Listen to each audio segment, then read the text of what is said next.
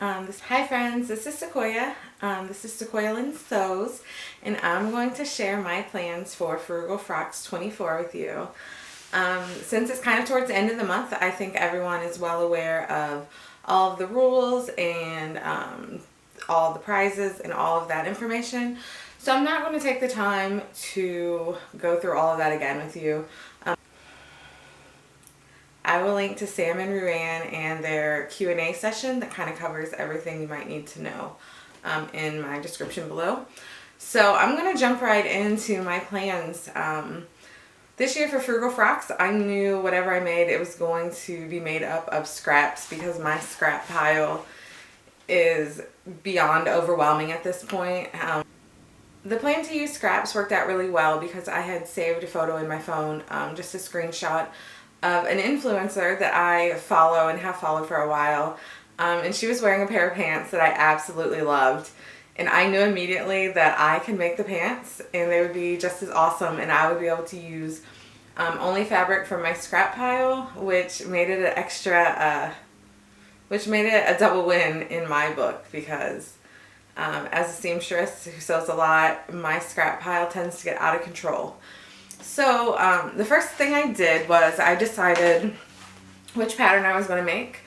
So I kind of referenced the screenshot and decided I was going to use Rivet Patterns Pothos pants. Rivet is a company that came together last year, and they put together several free patterns so folks could try out what they have to offer, and the Pothos pants was one of the first ones. You can get the Pothos pattern for free by subscribing to their newsletter. I decided pretty quickly I was going to go with the Rivet pattern. I decided pretty quickly I was going to be using the Pothos lounge pants pattern from Rivet Patterns. I've made it a few times already, kind of got the fit exactly like I wanted it, and I think it's going to be perfect. I think it's going to be a perfect pattern to replicate the influencer's pants that I fell in love with when she wore them. I was trying to insert the photo of the inspiration pants to kind of give you an idea of what I'm going for. And these pants are kind of like a patchwork pattern, which really works well if you're working with a scrap pile as overwhelming as mine. I was able to pick out a lot of options.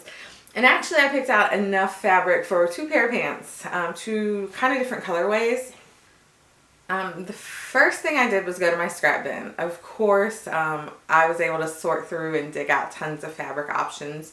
And then I sort of narrowed them down based on kind of a colorway so the pants had a little bit of common ground. I pulled enough fabric for two pair. So that's going to be my goal. I figure if you're going to do one, you already have everything out. Might as well go for it. My first pants are going to be more of the darker, I have a lot of dark scraps, and they're just random pieces that are completely usable as fabric. They're plenty big enough to not just dump. I mean, I didn't want to just throw them away because, I don't know, I'm a little bit thrifty. This was actually supposed to be like a gathered peplum for a skirt, I believe. But I love the fabric and I didn't want to just throw it away because I'm weird like that. So my main rule for this pair was I wanted to incorporate the blacks, the kind of mustard gold, and a lot of my prints had reds or burgundies, so I have little pops of that, as you can see. So black, mustard, and red was kind of the theme for this pair, and I have way more than enough options for that pile, but I also have a ton of blueprints. This pair is really just going to be like a variety of blues.